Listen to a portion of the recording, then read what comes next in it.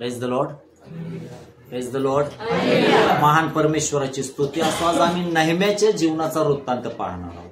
या दिवसामध्ये सर्व लोक उपवास प्रार्थनेमध्ये आहेत. अनेक लोकांनी 40 दिवसाचे उपवास धरले आहेत. किती दिवसाचे? 40 दिवसाचे. आणि अनेकांच्या जीवनामध्ये आम्ही पाहतो उपवास प्रार्थनेद्वारे देवाने चिन्हे केलेली आहेत.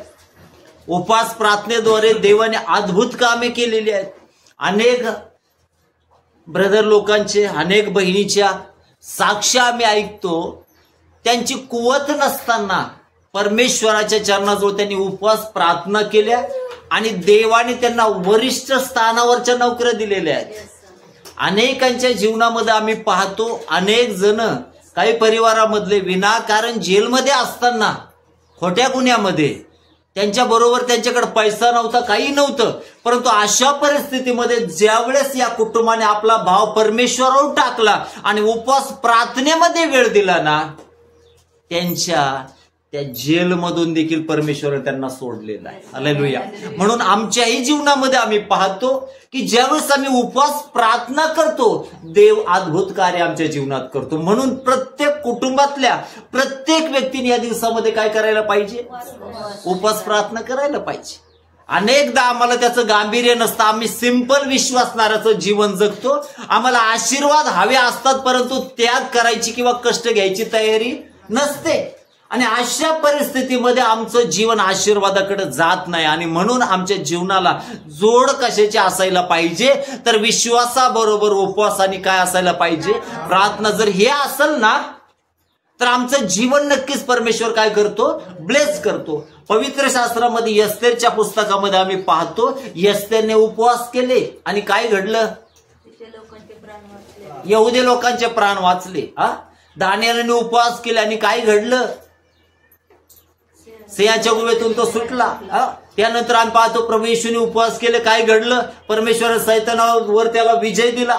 एलियाने उपवास केले, देवाने त्याला सामर्थ्य दिलं. आणि म्हणून आमचा उपवास आम्हाला आध्यात्मिक रीतीने वाढवण्यासाठी सहाय्यभूत ठरतो. आणि म्हणून प्रत्येकाने काय करायला पाहिजे? उपवास आणि प्रार्थना. नेहमीच्या जीवनाबद्दल आज आम्ही शिकत असताना, देवाच्या वचनामध्ये जात असताना वर हेडलाईन आहे, यरूशलेमेसाठी नेहम्याची. आमच्याही जीवनामध्ये काय, आमच्या कुटुंबासाठी आमच्या प्रार्थना आहेत का? आम्ही पाळकरच प्रार्थना करायला लावतो? फक्त पाळक साहेब करा, जीसस कॉल वाले पौल दिनाकरण साहेब करा. बरोबर आहे ना? ते करतातच सेवक म्हणून, परंतु आमचंही कर्तव्य आहे आमच्या कुटुंबासाठी आम्ही काय करायला पाहिजे? प्रार्थना करायला पाहिजे. आणि जर आम्हाला प्रार्थनेची सवय आहे ना, मी तुम्हाला सांगेल, आमचा प्रभू आमचं दुःख आनंदात बदलल्या वाचून राहणार. आमचा प्रभू आमच्या डोळ्यातले अश्रू पुसल्या वाचून राहणार नाही. आणि म्हणून या दिवसामध्ये आम्ही काय करायला पाहिजे? प्रार्थना करायला पाहिजे. तर म्हटलं यरूशलेमसाठी नेहम्याची प्रार्थना. खाली वाचलं तर असं म्हटलंय, हकल्याचा पुत्र नेहम्याचा वृत्तांत. 20व्या वर्षी किस्लेव महिन्यात मी शूशन राजवाड्यात होतो. कुठं होता हा? म्हणजे याचं लाईफस्टाईल किंवा याचं जीवन जर पाहिलं, आर्थिक रीतीने सक्षम आहे, चांगला जॉब आहे, चांगल्या ठिकाणी काम करत आहे. आणि अशा परिस्थितीमध्ये याला बाकीच्या गोष्टी काही करायची गरज आहे का? तसं पाहिलं तर नाही. परंतु जेव्हा देव कळवळा देतो ना, काय म्हटलं मी? त्याच वेळेस आपण प्रार्थना करणार. म्हणून स्तोत्रामध्ये म्हटलंय, यरूशलेम शहरासाठी प्रार्थना करा. कशासाठी प्रार्थना करा? मग आमच्या प्रार्थना असायला पाहिजे. राजकारणी लोकांसाठी प्रार्थना करा. बायबल सांगतं ना, करायला नको का? जर आम्ही प्रार्थना केलं तर राजकारणी गैराटपणा सोडून देतील. खरं आहे ना? आमच्या प्रार्थना त्यांना बदलतील. राजकारण विद्वेष पसरण्यासाठी नव्हे, राजकारण याच्या त्याला गैरफायदा घेण्यासाठी नव्हे, तर सत्ता जर त्यांना भेटली तर त्याचा चांगला विनियोग करून आमच्या देशाला त्यांनी प्रगतीपथावर न्यावं. चांगल्या क्षेत्रामध्ये त्यांनी काम करावं. तरुणांना आमच्या कामधंदे द्यावेत. बरोबर आहे ना? आणि सर्वसामान्य लोकांचे देखील जे जे प्रश्न आहेत त्यांच्यासाठी त्यांनी कामं करावे, त्यासाठी आम्ही त्यांच्यासाठी काय करायला पाहिजे? प्रार्थना करायला पाहिजे. आम्ही अधिकारी लोकांसाठी प्रार्थना करा असं बायबल सांगतं, बरोबर आहे ना? का बरं अधिकारी लोकांसाठी प्रार्थना करायला पाहिजे? अधिकाराचा योग्य वापर त्यांनी करण्यासाठी खूप महत्वाची गोष्ट आहे. अनेकदा अधिकाराचा दुरुपयोग केला जातो आणि जास्त करून भ्रष्टाचार ज्यावेळेस येतो ना, लोकांचे कामं होतात का? नाही. आणि म्हणून अधिकारी लोकांच्या मनामध्ये देखील भीती असायला पाहिजे. त्यासाठी आम्ही त्यांच्यासाठी काय करायला पाहिजे? प्रार्थना करायला पाहिजे. आमच्या राजकारणी लोकांसाठी देवाने त्यांना ज्ञान बुद्धी द्यावी, कृपा अनुग्रह द्यावा आणि चांगलं राज्य त्यांनी चालवावं, यासाठी आमच्या प्रार्थना असायला पाहिजे. त्याच प्रकारे प्रभू येशू म्हटलं, माझ्यासाठी नका रडू. कोणासाठी रडा? रडायला नको का? जरी तुम्ही रडले नाही तर ते तुम्हाला रडवणारच आहेत, बरोबर आहे ना? असे रडा, नाहीतर तसे रडा. रडावं तर लागणारच आहे. परंतु ज्या वेळेस आपण त्यांच्यासाठी मध्यस्थीमध्ये रडतो ना, हालेलुया, तो परमेश्वर आमच्या लेकरांचं जीवन बदलतो. आणि जसा उधळा पुत्र त्या बापाकडे रिटर्न येतो ना, तसे विनाशात गेलेले लोक ख्रिस्ताकडे रिटर्न येतात, हालेलुया. आणि म्हणून या दिवसामध्ये आम्ही आमच्या कुटुंबासाठी, आमच्या लेकरां बाळांसाठी काय करायला पाहिजे? रडायला पाहिजे, प्रार्थना करायला पाहिजे. इथं आम्ही देवाच्या वचनामध्ये पाहतो, तो राजवाड्यात होता. 2 वचनामध्ये म्हटलंय, तेव्हा हनानी नावाचा माझा एक बांधव आणि इतर काही लोक यहुदातून आले. बंदिवासातून सुटलेल्यापैकी जे यहुदी शेष राहिले होते त्यांच्याविषयी व यरूशलेम विषयी मी त्यांच्याकडे पूछताछ केली. काय केलं नेहमीने? आपलं सांगत बसला का? त्यांनी पूछताछ केली. कोणाची? आलेल्या बांधव. काय चाललंय त्या ठिकाणी, बरोबर आहे ना? आपणही आपल्या प्रियजनांची पूछताछ करायला पाहिजे. बरं चाललंय का? चांगलं आहे का? एक मालिका होती, मस्त चाललंय आमचं. कुठली मालिका होती? मस्त चाललंय. जर मस्त म्हटलं तर आनंदात आहे, नाही तर तुम्ही विचारलं कसं चाललंय आणि त्यांचा चेहरा जर थोडा गंभीर झाला तर समजून घ्या कसं चाललंय त्यांचं, बरोबर आहे ना? आणि म्हणून जर त्यांचं जीवन चांगलं चालायचं असेल तर आम्ही नक्कीच त्यांना एक गोष्ट सांगावी, प्रभू ईश्वर विश्वास ठेव, प्रभू तुझं जीवन दुःख आनंदात हल्लेलुया करेल, तुझ्या जीवनामध्ये शांती देईल, आनंद देईल, तुझ्या चिंता काळज्या दूर करील आणि तुझं जीवन काय करील? ब्लेस करील. आणि म्हणून या ठिकाणी त्याने काय केले? पूछताछ केली. आमच्याही प्रियजनांची आम्ही काय करायला पाहिजे? पूछताछ. ज्यावेळेस त्याने पूछताछ केली, काय समजलं बरं त्याला? त्यांनी मला सांगितले, बंदिवासातले जे अवशिष्ट लोक त्या प्रांतात राहिले ते मोठ्या दुर्दशेत असून त्यांची अप्रतिष्ठा होत आहे. यरूशलेमेचा तटही पडला आहे व त्याच्याविषयी आग लावून जाळून टाकले आहेत. बस या वचनामध्ये आम्ही पाहतो की पहिली गोष्ट सांगितली, ते मोठ्या दुर्दशेत आहेत. कुठालचे लोक? यरूशलेमचे. काय स्थितीमध्ये आहे? दुर्दशेत. का बरं? जी देवाची नगरी आहे, देवाने निवडलेलं राष्ट्र आहे, आणि यांची दुर्दशा का? अनेकदा आम्ही प्रभूमध्ये चालतो परंतु दुर्दशा आमच्या वाट्याला येते, बरोबर आहे ना? इस्रायल लोकांच्या जीवनामध्ये एवढा त्यांना जिवंत देव भेटला परंतु तरीही त्यांच्या जीवनामध्ये दुर्दशा होती. का दुर्दशा असेल बरं? कारण इस्रायल लोक जरी त्यांना देव भेटला, देवावर त्यांची श्रद्धा पूर्णपणे राहिली नाही. देवाच्या इच्छेप्रमाणे ते चालले नाहीत. त्यांनी आपल्यासाठी नवे नवे देव शोधले, ते आपल्या मनाच्या इच्छेप्रमाणे करू लागले. एवढे संदेश ते आले तरी त्यांचं ते ऐकना. प्रभू येशू आला त्यांचंही ते ऐकना. आणि म्हणून ते आपल्याच मार्गाने भरकटत गेले. म्हणून त्यांचे जीवन कशामध्ये गेलं? दुर्दशेमध्ये. अनेकदा जर आम्ही देवाच्या वचनामध्ये राहिलो ना, सगळ्या गोष्टी आम्हाला क्षणात मिळतील असं नाही, परंतु जर त्याच्या वचनात राहिलो तर त्या गोष्टीपासून तो आम्हाला वंचित ठेवील असंही होणार नाही. हालेलुया. आमच्या जीवनात आशीर्वाद येतील, देवाचा हात आमच्या जीवनावर असेल, देवाचा अनुग्रह आमच्या जीवनावर असेल आणि ज्यावेळेस या गोष्टी आमच्या जीवनामध्ये असतील ना, ते आम्हाला आनंद देणारे असणार आहे. आणि म्हणून आमच्या जीवनाचं आम्ही मूल्यमापन करायला पाहिजे नेहमी.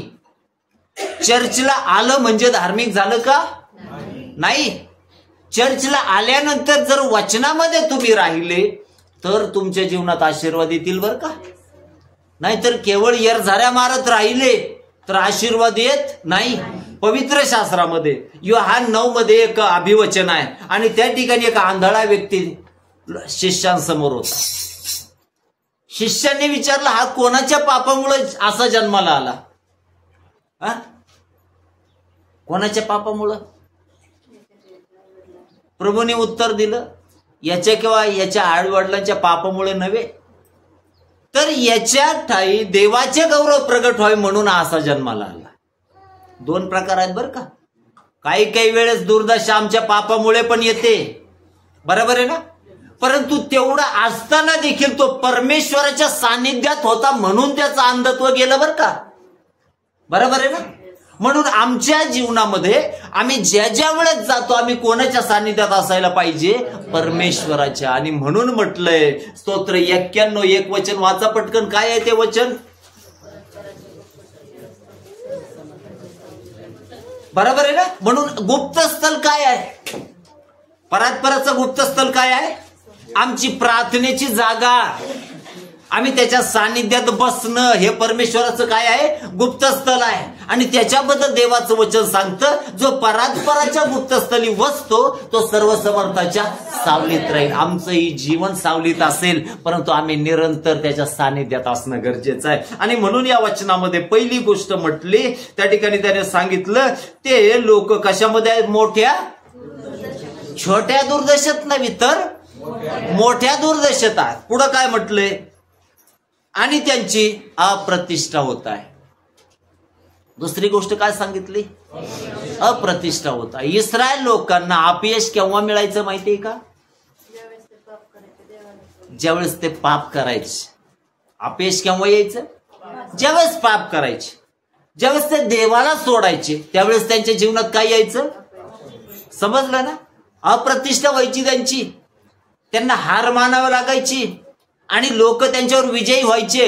असं आमच्याही जीवनामध्ये होतं. आमची अप्रतिष्ठा होते. आम्ही ज्या कामात हात घालतो त्याच्यामध्ये अपयश येतं. जे करायला पाहतो ते घडत नाही. आम्ही आमच्या जीवनाचं अवलोकन करायला पाहिजे. जर वचन सांगतं, जर तो यहोशूआला म्हणतो नियमशास्त्राचा ग्रंथ तुझ्या मुखी सदैव असू दे, याच्याकडून उजवीकडे डावीकडे वळू नको, याच्यात जे काही सांगितले ते काळजीपूर्वक पाळ, म्हणजे तू जाशील तिकडे तुझा देव तुझ्या बरोबर असेल. आणि ज्या कामात तू हात घालशील त्याच्यामध्ये मी तुला यश आणि बरकत देईल. आम्ही वचनामध्ये स्वतःची मूल्यमापन करायला पाहिजे. आणि ज्यावेळेस आम्हाला समजेल इथं मी उन्हा आहे, त्या गोष्टीमध्ये आम्ही त्या ठिकाणी सुधारणूक करून देवाकडून आशीर्वाद प्राप्त करणं गरजेचं आहे. या लोकांची अप्रतिष्ठा होत होती. ते मोठ्या दुर्दशेत होते कारण त्यांनी देवाला काय केलं? सोडलं. बरोबर आहे ना. आमच्या जीवनामध्ये आम्ही देवाला सोडता कामा नये. खाली वाचलं तर असं म्हटलंय, यरूशलेमेचा तटही पडला आहे. यरूशलेमेचा तट काय झालाय? पडलाय. आता बघा पुन्हा काय म्हटलंय, त्याच्या वेशी आग लावून जाळून टाकल्यात. किती चांगलं असणारं शहर, परंतु त्यांच्या चुकामुळे अख्ख्या शहराची काय झाली? दुर्दशा झाली. आम्हाला या ठिकाणी पाहावास मिळते. आणि खाली जर वाचलं तर असं म्हटलं, हे ऐकताच मी खाली बसून रडू लागलो. काय आमच्या जीवनात असणार दुःख पाहून आम्ही हे करतो का? रडू नाही येत ना आम्हाला? बरोबर आहे ना. रडायला नको का? रडायला नको का? आम्ही देवाच्या चरणाजवळ रडायला पाहिजे. हालेलुया. जे रडले ना त्यांचे अश्रू प्रभूने पुसले. जे रडले ना त्यांचे अश्रू कोणी पुसले? एक उदाहरण, हन्ना एकदाच रडली परंतु त्या दिवसापासून तिचा चेहरा कधीच दुखी राहिला नाही. रडा, लोकांसमोर नव्हे, आपलं रडगाणं आपण. बरोबर आहे ना. नका याच्या त्याच्या बरोबर सांगू, परंतु आपलं रडणं आम्ही परमेश्वराला दाखवू. हालेलुया. ज्या वेळेस तो आमचे अश्रू पाहिल ना, आमचे अश्रू पाहून तो आम्हाला डावलून जाईल का? कधीच जाणार नाही. आणि म्हणून वचनामध्ये पुढेही म्हटलंय, त्याने आमचे अश्रू बुडलीमध्ये भरून ठेवले. किती प्रेम तो करतो आमच्यावर, किती प्रेम करतो. हालेलुया. म्हणून आमचं रडणं कोणाच्या चरणाजवळ असायला पाहिजे. काय याला दुःख झालं, हा तर थाटात आहे ना, हा थाटात आहे का नाही? बरोबर आहे ना. मग ख्रिस्तामध्ये जे जे प्रियजन आपले दुःखात आहे, त्यांच्यासाठी आपलं अंतःकरण देखील दुःखाने काय व्हायला पाहिजे? भरायला पाहिजे. आम्हाला त्यांच्याबद्दल कळवळा वाटायला पाहिजे. आम्ही त्यांच्यासाठी त्या ठिकाणी रडायला पाहिजे, हे अपेक्षित आहे. नेहम्याचं हृदय चांगलं होतं, तो कळवळ्याने भरलेला होता आणि म्हणून इतरांसाठी काय होता? रडत होता. इर्मायाला रडका संदेष्टा म्हटलंय. इर्मायाला काय म्हटलंय? रडका संदेष्टा. आपण म्हणतो ना, काही एखाद्या बहिणीचं रडणं जर लय जवळ असेल, तिला कोणी वरडलं तरी पण काय करते ती? बरोबर आहे ना. काही काही लेकरांना नाही, पण तुम्ही बोला बरं, असं हळूच बोला तरी ते काय होते? अश्रू चालू होऊन जात. रडू त्यांच्या काय आहे? जवळ आहे. इर्माया रडका संदेष्टा म्हटलंय.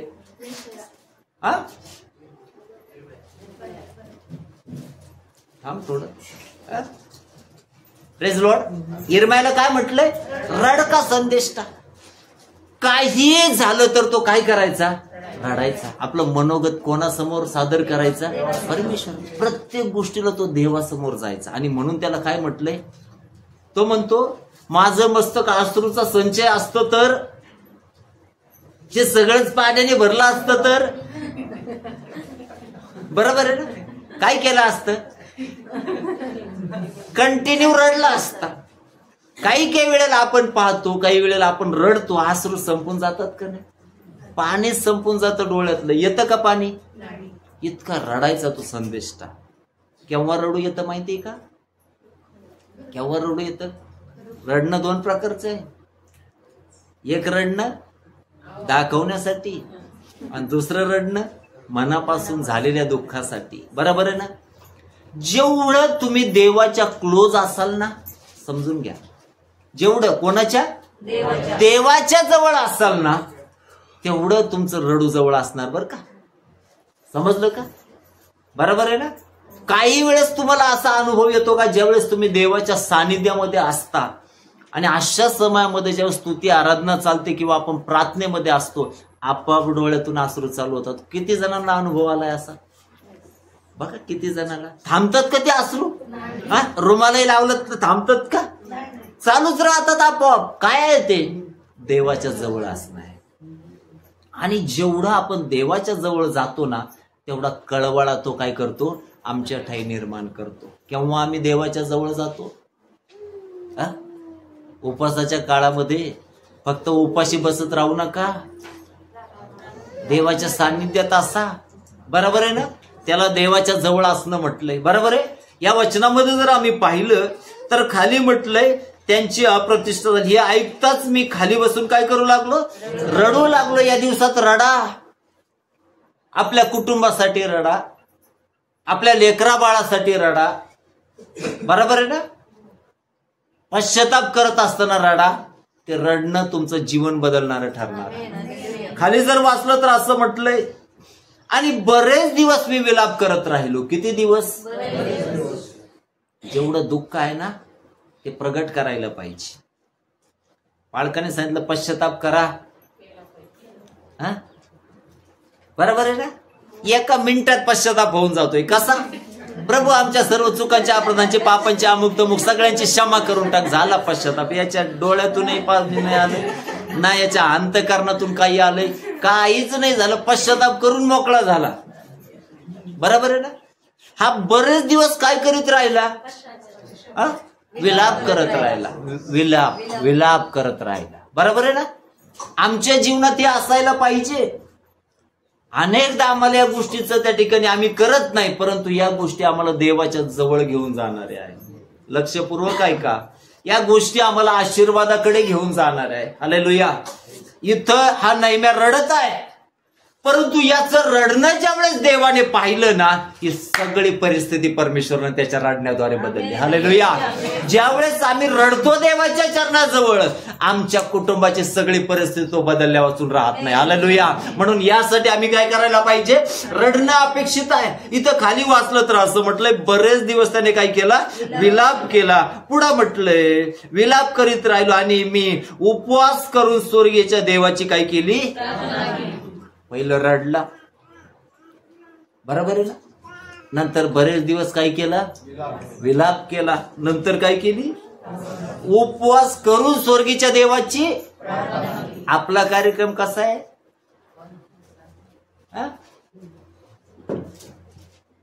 एका सेकंदाच्या आत आपण परमपवित्र स्थानात दाखल. बरोबर आहे ना. 2-3 मिनिटात प्रार्थना करूनही बाहेर आला का? झाली प्रार्थना, झाली. कसं वाटतं?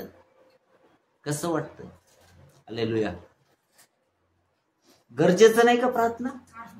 इथं देवाच्या वचनामध्ये म्हटलंय, अगोदर रडला, बरेच दिवस विलाप केला, नंतर उपवास केला आणि नंतर स्वर्गीच्या देवाची काय केली? प्रार्थना केली. चौथ्या स्टेप आहे. हा, पायऱ्या आहेत कामाच्या. बरोबर आहे. देवाच्या जवळ जाण्याचे काय आहेत? पायऱ्या आहेत. अगोदर काय झाला? रडला. दुसरं काय केलं? बरेच दिवस विलाप केला. तिसरं काय केलं? उपवास केला. आणि चौथी गोष्ट काय केली? प्रार्थना केली. आपला दिनक्रम कसा? रडणं कॅन्सल, विलाप कॅन्सल, अजून काय? उपवासही पण निम्म्या अर्ध्यात जर भूक लागली तर त्या ठिकाणी काहीतरी आणून लगेच गिळायचं, तो उपवासही कॅन्सल.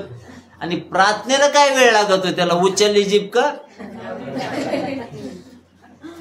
ती याच्याही वर जात नाही. बरोबर आहे ना. प्रार्थना अशी करा की ज्याचं उत्तर आमच्याकडे येईल. हालेलुया. नाही तर मोकार प्रार्थना चालली, काही फायदा नाही त्याला. जर ती देवाला आवडली नाही तर ती देवाकडे जाणार नाही. आणि म्हणून या वचनामध्ये त्या ठिकाणी म्हटलंय उपवास केला. उपवास म्हणजे काय? उप म्हणजे वर आणि वास म्हणजे वरच्याच्या सहवासात बसणं, त्याला उपवास म्हटलंय. उपवास म्हणजे काय? बरोबर आहे ना. देवाच्या सहवासात बसणे, त्याला काय म्हटलंय? देवाच्या सहवासात बसणे म्हणजे काय?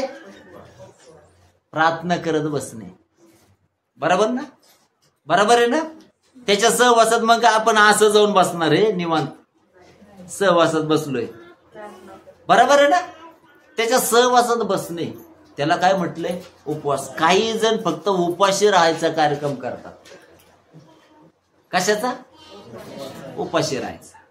बरोबर आहे ना. काय ब्रदर, काय दिसले नाही? उपवास आहे मला. लय मोठे देवावर उपकार केले बोलतो. आता काय सोन्याचे तार का पाडणार तुझ्यावर तो? काय रे? हालेलुया. बरोबर आहे ना. आम्ही पाहतो ना. उपास आहे पाळक साहेब. सिस्टर उपास हो धरलं ना. किती? 13वा उपवास आहे. चोखंड्या खायला लागल्या तुम्ही, खात जा थोडं. बरोबर आहे ना. मत्तय 6 मध्ये उपवासाबद्दल लिहिलं. उपवास कसा असायला पाहिजे? काढा पटकन.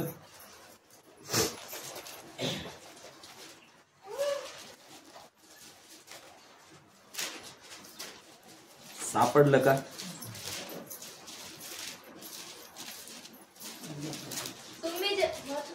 एकच मिनिट मला. हा, 6:1. माणसांनी पाहावे या हेतूने तुम्ही आपले धर्माचरण त्यांच्या समोर न करण्याविषयी जपा. बघा, कोणासमोर उपवास जास्त? माणसासमोर. उपवास आहे बर का. दौंडी पिटवायची. उपवास आहे आम्हाला. काय आहे? उपवास आहे. आवर्जून सांगणार बरं का. कोणी विचार नाही तर काय उपवास आहे बर का. सांगतो का नाही? सांगतो का नाही? कोणासमोर प्रदर्शन झालंय? माणसं. इथं बायबल काय सांगतं? धर्माचरण कोणासमोर करू नये? माणसासमोर करू नये. जर केलं तर त्याचं प्रतिफळ आहे का? नाही. तर आम्ही कोणासमोर धर्माचरण करावं बरं? देवाला दाखवण्यासाठी. पुढं वाचा 2 पासून. यास्तव जेव्हा जेव्हा तू दान धर्म करीतोस तेव्हा तेव्हा लोकांनी आपला गौरव करावा म्हणून ढोंगी जसे सभास्थानात व रस्त्यात आपणा पुढे शिंग वाजवितात तसे करू नको. बघा काय म्हटलंय, तू जेव्हा जेव्हा दान धर्म करतोस तेव्हा तेव्हा लोकांनी आपला गौरव करावा म्हणून ढोंगी जसे सभास्थानात व रस्त्यात शिंग वाजवतात तसं करू नको. मी तुम्हाला खचित सांगतो की ते आपले प्रतिफळ भरून पावले. तू तर दान धर्म करतोस तेव्हा तुझा उजवा हात काय करतोय, तुझ्या डाव्या हाताला गळू नये अशा हेतूने की तुझा दान धर्म गुप्त व्हावा, म्हणजे तुझा गुप्तदर्शी पिता तुला त्याचे प्रतिफळ देईल. आमचं देणं, काही लोक उपवास काळामध्ये काय करतात, दान धर्म करतात. फार बरोबर आहे ना, पुष्कळ लोक दान धर्म करतात, चांगली गोष्ट आहे. परंतु जे आम्ही करतो ना त्याचा काय म्हटलं इथं, पुढं काय वाजवतात, शिंग वाजवतात, भोंग्यावर नाव.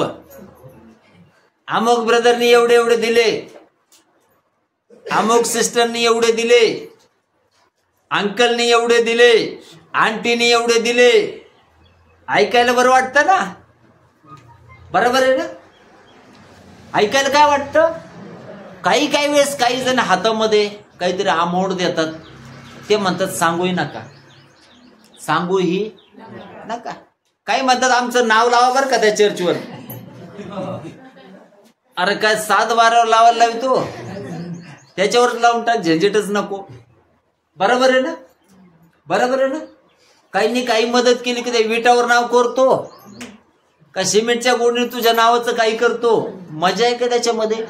देवासमोर अशा गोष्टी करा ना जे कोण पाहिल, परमेश्वर पाहिजे, त्याचा आम्हाला काय करील, प्रतिफळ देईल. म्हणून या वचनामध्ये म्हटलंय तू दान धर्म करतो त्यावेळेस कसा कर, गुप्तपणे. महत्वाची गोष्ट आहे. आपण आतापर्यंत काय ते हे दिलं नाही तुम्हाला, काय डबे दिले नाहीत. पोच करू का, पोच करू का, पिशव्या गोण्या नेता का, पोते नेता का, तुमच्यावर आहे, तुम्ही भरून नाही दिले तर त्याच्यात काय, मजाक केली. परंतु जे आम्ही आत्मा आम्हाला सुचवेल त्यानुसार करा. बौद्धिक क्षमतेने करू नका, पालकाने सांगितलं म्हणूनही करू नका. समजून घ्या, समजलं का. महत्वाची गोष्ट, जर आत्मा आपला लीड करतो तर ते करा. बघा तो म्हणतो हा ओके ओके काय अडचण नाही. आणि म्हणून या वचनामध्ये आम्ही पाहतो म्हणजे आम्हाला काय मिळेल, प्रतिफळ मिळेल.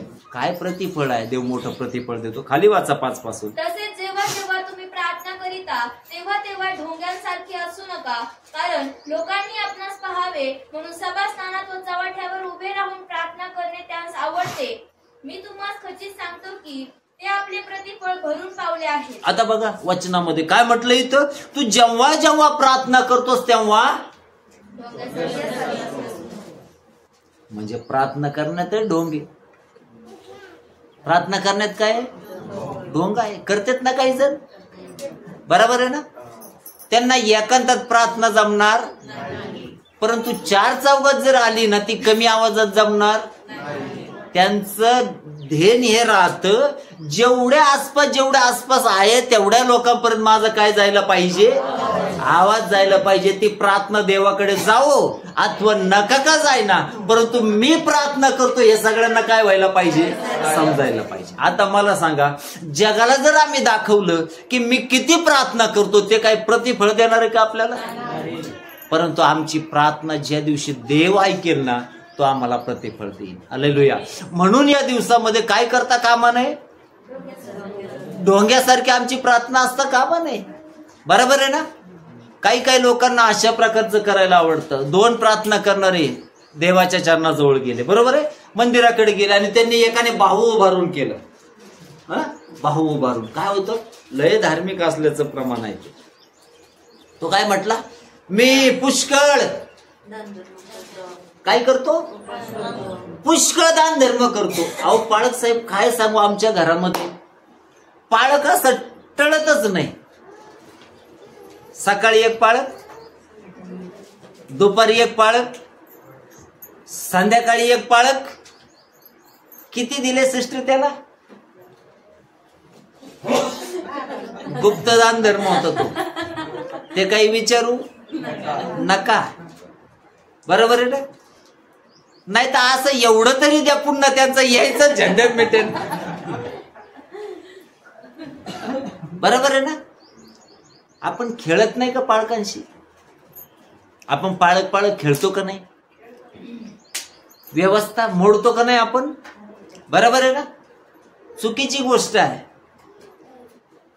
50 पाळक घरी आले म्हणजे आपण लय मोठे झालो असं होतं का? नाही. असे लोक सगळे कोण हुकतात बर का? सगळे कोण हुकतात. त्यांच्या संकटाच्या समयामध्ये कोणताही पाळक त्यांच्या जवळ राहत नाही. आणि म्हणून जे आपले पाळक आहे त्यांच्याशी आपण विश्वसनीय असायला पाहिजे. खूप महत्वाची गोष्ट. नाही तर दान धर्म. बरोबर आहे ना? काय मजा आहे का? काहीच मजा नाही.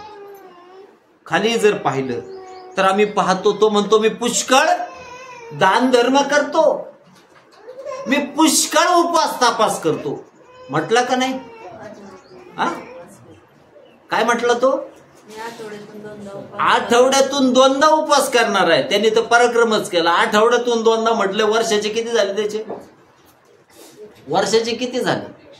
झाले ना 100 उपवास जवळपास. वर्षात किती उपवास करतोय? 100 उपवास करणार. दांगडवाडा पिटावलाय त्याने पार. काय म्हणतो? खरंय ना? किती उपवास करणारा माणूस. आता एखादं जर म्हटलं मी 100 उपवास केले, आपण हापकून जाऊ ना, अरे बापरे याने 100 केले. बरोबर आहे ना? आणि अशा परिस्थितीमध्ये त्याने स्वतःचं प्रदर्शन काय मांडलं? मी आठवड्यातून 2दा उपवास तापास करतो, मी पुष्कळ दान धर्म करतो, मी याच्यासारखा नाही. मी पाहणं कसं होतं त्याचं? दुसऱ्याला तुच्छतेने पाहणं, दुसऱ्याला हिणवणं. बरोबर आहे ना? त्याच्या प्रती रिस्पेक्ट आहे का त्याला? त्याला प्रीती आहे का त्याची? नाही. मग त्याचं धर्माचरण कसं होतं? व्यर्थ होतं. बरोबर आहे ना? आमच्या जीवनात असं होता कामा नये प्रियांनो. आम्ही दाखवण्यासाठी काही गोष्टी करू नका. प्रभूने त्या ठिकाणी म्हटलंय पुढं, ज्या ज्या दिवशी तू उपवास करतो त्या त्या दिवशी काय कर?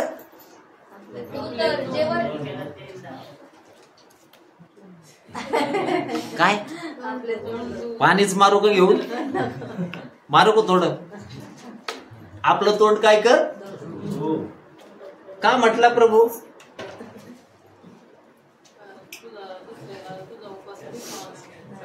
का म्हटला प्रभू आपलं तोंड धुये? अरे तो उपवास करतो हे लोकांना दिसायला पाहिजे ना. बरोबर आहे ना? उठला तसाच बसला दिवसभर. प्रभू म्हटला ते दाखवायसाठी बसन ना, तसाच बसन का नाही?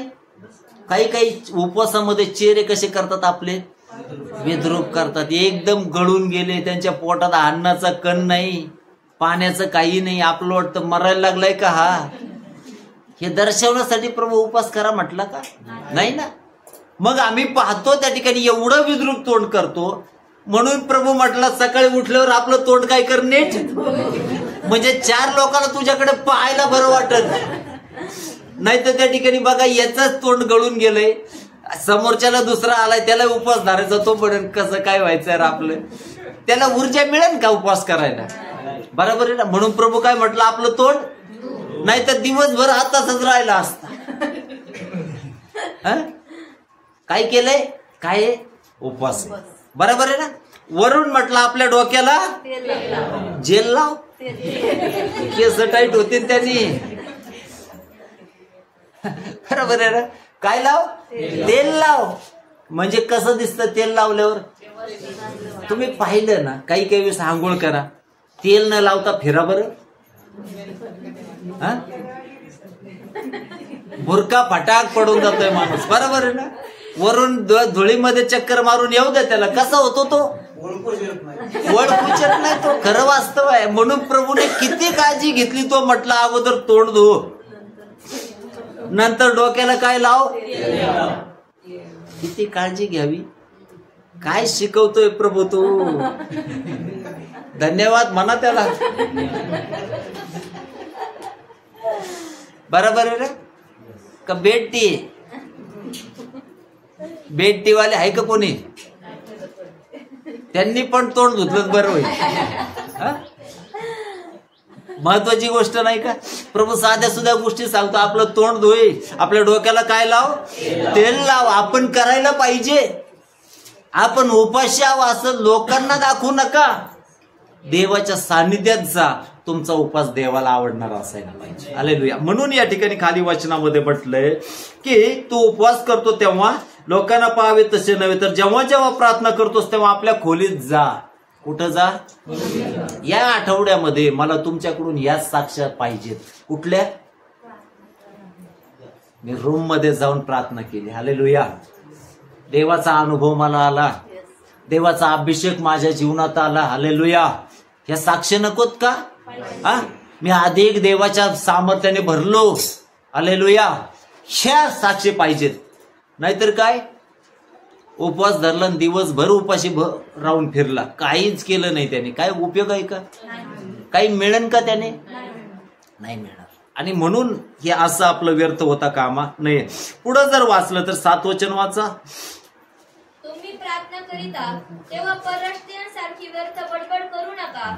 आपण पुष्कळ बोललं म्हणजे आपले मागणे मान्य होईल असे त्यांना वाटते. तुम्ही त्यांच्यासारखे होऊ नका, कारण तुमच्या गरजा काय आहेत हे तुमचा पिता तुम्ही त्याच्या पाशी मागण्यापूर्वीच जाणून आहे. आता बघा, या वचनामध्ये म्हटलं तुम्ही प्रार्थना करता तेव्हा परराष्ट्रीयांसारखी. काही काहींना वाटतं चांगली मोठी प्रार्थना सादर केली तर देवाला ऐकल्यासारखं वाटत. बरोबर आहे ना? केवढी प्रार्थना? अरे मग बाकीचे झोपतील ना. खरंय का नाही? व्यक्तिगत प्रार्थना कितीही मोठी असू द्या, समजून घ्या. कोणती म्हटलं मी? परंतु ज्यावेळेस 4 चौघात आपण प्रार्थना करतो ना, त्यावेळेस कशी असायला पाहिजे? मोजक्या शब्दातले असायला पाहिजे. बरोबर आहे ना? नाही तर काय होणार? काही काळापूर्वी त्या ठिकाणी आम्ही एक सभा ठेवली आणि सभा ठेवली असताना एक वक्ते आले आणि सभेचे वक्ते आल्यानंतर एक आंटी म्हटल्या, पाळक साहेब उद्या तुमची सभा आहे, आम्ही तुमच्यासाठी प्रार्थना करतो. पाळक म्हटलं मी काय आलोय? करायची तर तुम्ही रातभर माझ्यासाठी गुडघे टेकून प्रार्थना करा, काही अडचण नाही. आता मला सांगा, पाळक मिटिंगला आलाय आणि मिटिंगच्या आधी तुम्ही धरून त्याचं डोकं त्यासाठी प्रार्थना करता, कसं होईल ते? कसं वाटतं? बरोबर आहे ना? म्हणून प्रभू काय म्हटलं इथं की तुम्ही प्रार्थना करता तेव्हा परराष्ट्रीयासारखी व्यर्थ बडबड करू. मोजक्या शब्दात म्हणणं मांडा ना. किती शब्दात? मोजक्या शब्दात. माग आपल्याकडे एक सेवक आले, तुम्हाला आठवत असेल, आणि त्यांना आपण म्हटलं साक्ष सांगा. ते काय म्हटले? रात्र पुरणार नाही. आता याचे साक्ष सांगायला आपण का रातभर बसायचं का ऐकायला? बरोबर आहे ना? आता शॉर्ट मध्ये नाही सांगता येत का त्याला साक्ष? प्रभूनी जर रात्रात एक साक्ष सांगितली असती तर कसं झालं असतं? लोकांना घरी तरी जाता आलं असतं का? बरोबर आहे ना? आता आपण सभेमध्ये साक्ष ऐकतो, बरोबर आहे? अनेक लोक साक्ष द्यायला असतात. आता विचार करा बरं, यांनी पण साक्ष स्टार्टिंग पासून सांगितली तर कुठून? सभेचं पॉम्पलेट माझ्याकडे आलं, मी ते वाचलं, त्याच्यावर मला समजलं इथं सभा आहे. मी मनामध्ये निर्णय घेतला, मग मी निघालो. बरोबर आहे? मी पायी निघालो, मला कोणी सोडलं नाही. मी रिक्षा स्टँडवर आलो, रिक्षावाल्याला म्हटलं तिथं सोडतो का? तो म्हटलं 200 रुपये घेईन. मी म्हटलं अरे 100 रुपये जाते. बरोबर आहे ना? तो म्हटलं ठीक आहे, आता 150 वर. आता प्रार्थना नाही म्हणून मी गेलो, सभेमध्ये आलो. मी आलो तर इथं कुणीच नाही. अरे मग कमीत कमी तू ते पॉम्पलेट वरचं टायमिंग तर पाहायचं, कधी सभा आहे. त्याच्यावर अर्ध्या तासांनी लोक आले, मग तू अगोदर आला, मग प्रार्थना करीत बस. बरोबर आहे ना? त्याच्यानंतर काय झालं? वर्शिप सुरू झाली. त्यांनी छान गाणे गायले, यांनी छान गाणे गायले. पाळक साहेबांनी ती मध्यस्थीची प्रार्थना झाली वचनासाठी, ती छान झाली. दानार्पणाचं गीत तर एकच नंबर होतं. मला वाटलं वन्स मोर म्हणायला लावा काय. वेळ झाले सभेला, कसं करायचं? नंतर वचन झालं, माझ्या अंतकरणाला लागलं वचन. मी वचनावर विश्वास ठेवला आणि प्रभूने माझं आरोग्य मला दिलं. सगळे बंधनं तुटले, मी पडले, 2 जणांनी मला उचलून आणलं. बाळक साहेबांनी माझ्यासाठी प्रार्थना केली. मी पुन्हा नीट उभी राहिलो. पुन्हा सगळेजण गोळा झाले. मला साक्षीची संधी मिळाली. देवाने मला आरोग्य दिलं. अरे मी एवढं काय आता काय त्या इस्रायल लोकांप्रमाणे अख्ख्या डोंगराला 40 दिवस चक्र आणतो. बरोबर आहे ना? कशी प्रार्थना असायला पाहिजे? बरोबर आहे ना? मार राऊंड एक मार. काय चाललंय अरे? काही वेळेस काय होतं? योग्य आहे का? व्यर्थ बडबड करू नका. खालीच सांगितलंय. काय म्हटलंय माहितीये का? तुम्ही मागण्याच्या अगोदर तुमच्या गरजा काय कोणाला माहित आहे, आणि तू परत अर्ज करतो. बरोबर आहे ना? आता आपण गव्हर्नमेंट कडून आपलं जर काही घ्यायचं, काही काढायचं असलं, आपण अर्ज किती करतो? एकदा करतो ना. आता समजा आज एक दिला, त्यांनी सांगितलं 7 दिवसांनी तुम्हाला ते काय असेल ते मिळेल. उद्या गेला परत एक अर्ज, परवा गेला परत एक अर्ज.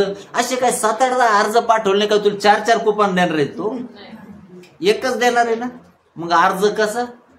एकदाच पाठव ना. आता ठीक आहे, एखाद्याला वाटलं अर्जामध्ये त्या ठिकाणी समजा गव्हर्नमेंटचे प्रिंटेड अर्ज राहतात ना, त्याच्यावर लिहिलं, ठीक आहे. आता एखाद्याला वाटलं त्या ठिकाणी समजा एखाद्याकडे काम आहे अधिकाऱ्याकडे, आणि त्यांनी जर 4-5 पानच भरून पाठवले, त्या अधिकाऱ्याने कधी वाचायचं तुझं? बरोबर आहे ना? म्हणून जर अधिकाऱ्याला मोजक्या शब्दात सांगितल्याने समजतं, तसं आपल्या परमेश्वराला देखील कसं सांगा? मोकार व्यर्थ बडबड करू नका. तो पाळक त्या ठिकाणी म्हटला, साक्ष सांगायला रात्र पुरणार नाही. मग काय सांगायचं आपण त्यांना? दिवसा या. कधी या? दिवस पुरण का नाही? दिवस पुरण का नाही? सकाळी 6 वाजता या. बरोबर आहे ना? समजा जर तसं आम्ही नसलो हजर, आसपास जरी असलो घरून आवरीत, तरी भोंग्यावर आमच्या कानावर पडणं अशी काहीतरी तरतूद करा, म्हणजे तुमचंही मन संतुष्ट होईल आणि आमचे कान ऐकून काय होतील? मजा आहे का याच्यात? काही बरोबर आहे ना? म्हणून आपलं जे म्हणणं असेल ते कमी शब्दात मांडा. देव त्याचं काय करेल? प्रतिफळ देईल. आणि म्हणून या दिवसामध्ये हा मोकार कार्यक्रम करायचा नाही. काही जण काय वाढवतात? काय वाढवतात? जे ठेवतात त्याच्याबद्दल काही दुमत नाही. काही जण ठेवतात, तो भाग वेगळा आहे कंटिन्युअसली. परंतु यांची दाढी किती दिवसात? 40 दिवस. प्रभू म्हटला काय कर? का अवतार विद्रूप कर म्हटला? म्हटलंय का? नीटनेटकर राहणं आपलं नको का? व्यवस्थित राहायला पाहिजे आपण. महत्वाची गोष्ट आहे. दाढी वाढवणार पुन्हा का? तू काय खलनायक हे? संजय दत्तनी केस कापलेत, आता कमी केलेत त्यांनी, वैतागला तो. बरोबर आहे ना? वाढवणार का नाही? वचनामध्ये सगळ्यांना निर्बंध दिले. जे विश्वासणारे आहेत ना त्यांना निर्बंध दिलेत. केस कमी ठेव म्हटलंय. कसे ठेव? कमी ठेव. बरोबर आहे ना? मागे एक रील्स मी पाहिला, त्या रील मध्ये होतं केसच इथून होते. अरे म्हटलं काही केसातून गाळून पाहतो का काय पुढं? बरोबर आहे ना? कसे कट आहे ना तो एक? कोणता कट आहे रे तो?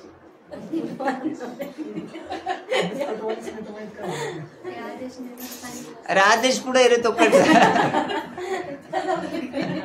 बरोबर आहे ना? बरोबर आहे ना? वरून त्या ठिकाणी काही काळापूर्वी योगेश माझ्याकडे आला. योगेश आला, कटिंग करून आला. अशी कटिंग मारली ना त्यांनी, फक्त वरच छत्री राहिली. मी म्हटलं अरे काय ब्लेड संपलं का लाईट गेली? समजून घ्या, आपण विश्वासणारे आहोत ना. आपले केस व्यवस्थित नको का? बरोबर आहे ना? व्यवस्थित पाहिजेत ना. लेकरांचे केस नीट असायला पाहिजे, वयातीतांचे. मी सेवक आहे, माझे केस व्यवस्थित असायला पाहिजे का? मी शमशोन आहे? बरोबर आहे ना? खरं आहे का खोट आहे? लिमिट आहे का नाही कुठल्या गोष्टीला? देवाच्या वचनामध्ये म्हटलंय आपल्याला केसांची मर्यादा असायला पाहिजे. या दिवसामध्ये तरुण पिढी कशी राहते कसेही कट मारून वर्शिप लीडरही पण कसे पण येतात, त्यांच्याकडे पाहिले तरी मी पाहत राहतो काय केलंय यार, काय हा न्हावी शिकताना चुकलाय का जास्त मारलं गेलंय त्याला काय, बरोबर आहे ना, होतं ना काही वेळेस, होतं का नाही. आपले केस कसे असायला पाहिजे, मर्यादित व्यवस्थित असायला पाहिजे. शाळेत असं बघा, मॅडम माग आहे, शाळेत लेकरांचे केस वाढले का शिक्षक काय म्हणतात, केस कापून ये. वळण आहे ना, शिक्षण आहे ना, बरोबर आहे. तसं आमच्याही जीवनाला काय असायला पाहिजे, मर्यादा असायला पाहिजे. या दिवसामध्ये दाढी वाढवणं वगैरे आणि नॅचरल ठेवताच तो भाग वेगळा आहे, परंतु मोकार अवतार करू नका. दुसरी गोष्ट, काही जण 40 दिवस काय घालत नाही, काय वाचवतोय चप्पल झिजायची, काय झिजन ती. वचन सांगतं इस्रायल लोक 40 वर्ष चालले. किती वर्ष? त्यांच्या पायातली चप्पल झिजली का? चप्पल झिजली नाही हो, मग काय याची घासन. याला वाटतं की जर मी चपला काढलं तर देव अधिक संतुष्ट होईल, बरोबर आहे ना. मग आता हे दिवस कशाचे आहेत, उन्हाळ्याचे आहेत ना, उष्णता वाढली का नाही. रस्त्यावर अनवाणी पायाने चालणं किती कठीण आहे. यशया 58 मध्ये म्हटलंय, उपास म्हणजे तुम्ही आपल्या जीवाला पीडा द्यावी हे देव अपेक्षित हो का, बरोबर आहे ना. उपास म्हणजे काय करायचं, स्वतःचं थोबाड झोडून घ्यायचं देवाला संतुष्ट करायसाठी, असं काही आहे का, नाही. सगळीकडे फिरणार तो, कसं अनवणी पायाने, आणि लोकांच्या नजरेत येईन असं फिरणार. बरं का, पायात काही उपास आहे का, हो उपास आहे. काय म्हटलंय, ज्या दिवशी तू उपास आहे ते सांगूही नको, म्हटलंय का नाही. उपास ज्या दिवशी आहे ते कोणाला सांग, फक्त परमेश्वरला माहिती. असं आपला उपास काय, पायात चपला घालणार नाही, दाढी वाढवणार. एखादा कुणी गेलं का रे, काय सुतक बितक घेतो ना, म्हणताय का नाही माणूस, बरोबर आहे ना, म्हणता का नाही. चांगलं जीवन जगा. पुन्हा अजून काय, 40 दिवस मी घेत नाही. किती दिवस, अरे बापरे, अरे गव्हर्नमेंटचा महसूल बुडावला तू, बरोबर आहे ना. महसूल बुडावला का नाही गव्हर्नमेंटचा. पेनारे देशाला आधार देतात का नाही मोठा. अर्थव्यवस्था कशावर चालू आहे आजची, पाहिलं ना तुम्ही. कोरोना संपला आणि गव्हर्नमेंटनी पेताडांची काळजी घेतली, मंडप टाकले त्यांनी कशासमोर, दारूच्या दुकानासमोर. लाईन, अशा लाईनच्या लाईनी, किती काळजी घेतली. हा काय म्हणतो मी, याच्या डोक्यात फक्त 40 दिवस संपतेत कधी, किती दिवस, 40 दिवस संपतेत कधी. जेवढा स्टॉक कमी केला ना त्याच्या डबल मारून येतोय 40 दिवसानंतर. 41 दिवस तो घरी सापडलं तर बरा, नाही तर कुठंतरी कुपाटीला शोधून आणायचा. कुठं ब्रदर काय झालं, इकडं आले, कमून चक्कर आले का उपचार झाले म्हणून. असं करू नका. हे फक्त प्रदर्शन झालं, याच्याद्वारे देव संतुष्ट होत नाही, बरोबर आहे ना. जर तू देवाबरोबर करार केला तर सोडूनच दे ना ते. खरंय का खोटं आहे, सोडून द्यायला नको का व्यसनाधीनता. अशी कुठलीही गोष्ट नाही की आम्ही सोडू शकत नाही. जर मनात ठरवलं तर एका दिवसात माणसं काय करतात, व्यसन सोडून देतात. अनेक जण आहेत, अनेक सेवक आहेत, चरवी घेऊन प्यायला बसायचे, परंतु जेव्हा येशू त्यांच्या जीवनात आला, आज त्यांचं जीवन पवित्र दायितेमध्ये व्यसनाधीनतेपासून बाहेर आहे, बरोबर आहे ना. गोवा, मावा, अजून पूर्व, पश्चिम, उत्तर, दक्षिण, साफसफाई अभियान, बरोबर आहे ना. काही फक्त दाखवतात धार्मिकता, परंतु काय करणार, चालू. गायछाप सुटत नाही ना पास्टर, नाही सुटत. मग आता काय करायचं,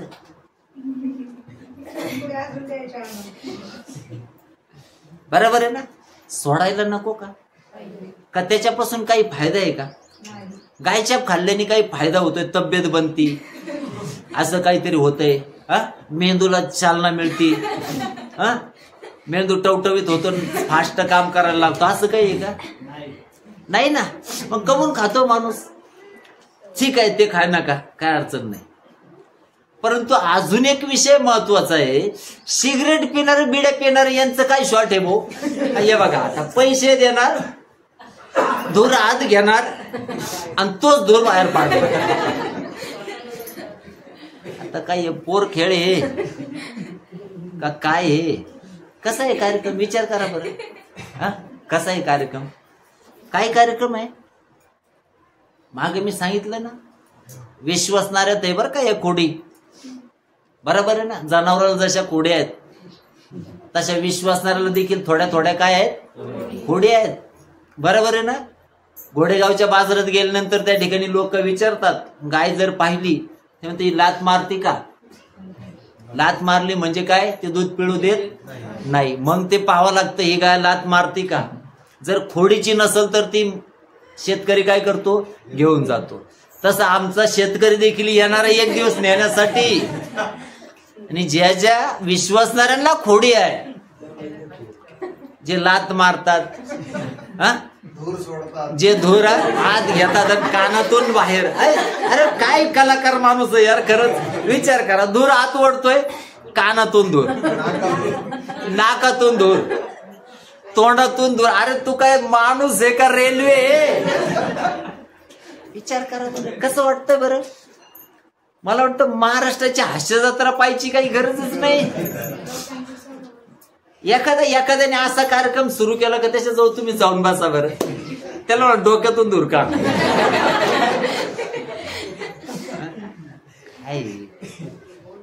त्याच्याद्वारे कॅन्सर होतो का नाही? गायछापद्वारे, व्यसनाद्वारे काय होतं? कॅन्सर होतो. आणि कॅन्सर म्हणजे मरणच. वाचलं जातं का माणूस? आणि त्याच्यावर लिहिलंय, बरोबर आहे ना? सगळ्याच्यावर शिक्के मारून दिले, त्यांनी काय होतंय, बरोबर आहे ना? काही लोक ज्यावेळेस पाळक लोक सांगायला जातात, पाळक साहेब अहो हे खाऊ नका ब्रदर, अहो काय होत नाही त्यांनी. अहो त्याच्यावर बघा ना काय लिहिलंय, हळूहळू मरतंय. मी तरी पुढं घाई केली जायला, दमादमानी मरण असंही मारणार आणि तसाही मारणार आहे, बरोबर आहे ना? एक शहाणा महाभाग आला, त्याने काय म्हटलं, पाळक साहेब तुम्ही आल्यानंतर आम्हाला हेच बोलता टोमणे मारल्यासारखं अमुक तमुक, मला एक वचन दाखवा बरं, गायछाप खाऊ नये म्हणून. बायबलमध्ये असं कुठं स्पष्ट लिहिलंय गायछाप खाऊ नये म्हणून? आता काय उत्तर द्यायचं तुम्ही, काय त्यांना सांगा बरं. सोपं सांगितलंय. अरे बाळा ते नाही लिहिलं, ते 100% बरोबर, परंतु असंही नाही लिहिलं ना माती खाऊ नको म्हणून, बरोबर आहे ना? माती खा, जनावर जे चारा खातात ते खा, ते लिहिलंय का काही?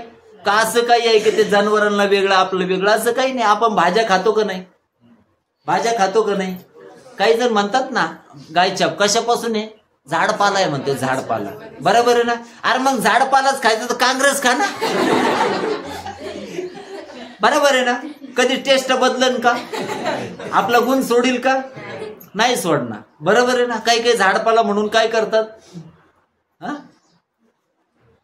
काय झाडपाला, गांजा. अरे माणसं त्या धुराड्यात जरी बसले त्यांना चक्कर येतोय. सोडून द्या, बरोबर आहे ना? सोडून द्या. याच्यापासून काय व्हा? वेगळं व्हा. हे आपल्याला कशाकडे घेऊन जातं? विनाशाकडे. म्हणून या 40 दिवसामध्ये संकल्प काय करायचा? मी प्रत्येक प्रकारचं व्यसन काय करीन? सोडून देईन. चाहे गायछाप असो, चाहे मावा. पोते भेटतेत, पोते. केवढाले पोते? छोटे छोटे पोते.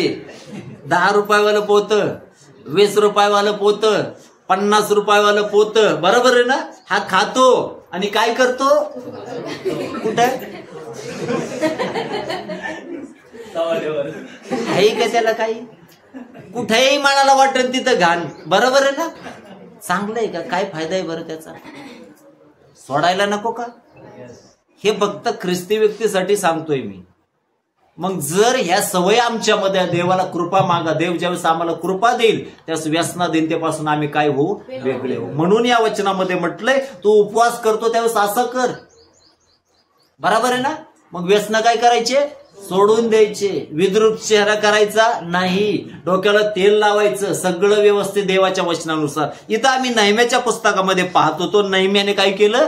उपवास केला. बरोबर आहे ना? उप म्हणजे वर, वास म्हणजे सहवासात असणे, देवाच्या सहवासात असणे, त्याला काय म्हटलंय? उपवास. त्यानुसार करा. खाली जर वाचलं तर असं म्हटलंय. आणि त्यानंतर त्या ठिकाणी नेहम्याने 10 वचनापासून काय केली माहितीये का? 11 वचनापासून प्रार्थना केली. काय प्रार्थना केली? हे प्रभू, मी विनवणी करतो की तू आपल्या या सेवकाच्या प्रार्थनेकडे व जे तुझ्या सेवक यांच्या तुझ्या नावाचे भय बाळगण्यास उत्सुक आहे त्यांच्या प्रार्थनेकडे कान दे. तुझ्या सेवकास आज यश दे आणि या मनुष्याची त्याच्यावर कृपादृष्टी होईल असे कर. की प्रार्थना देवाने ऐकली. या नेहम्याने जाऊन यरूशलेमेचा तट बांधला, सर्व भिंत बांधली, सर्व गोष्टी व्यवस्थित केल्या, कारण तो देवाच्या सानिध्यात होता. म्हणून आजच्या वचनातून एकच गोष्ट शिकून जा, तीही जर आपल्याला रडायचंय तर देवाच्या सानिध्यामध्ये रडा, उपवास करा. देव आपले अश्रू पुसत आहे, आपलं दुःख तो आनंदात बदलत आहे. देव या वचनातून तुम्हाला आशीर्वादित करू. डोळे बंद करूया.